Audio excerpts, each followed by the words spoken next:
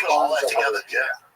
Shayla, Yeah, this is your vote. he gives her so much This is fun. when I love that she there's fought some for kind him, of man. legal I dispute respect the shit or a out of her question for that. about And hey, practice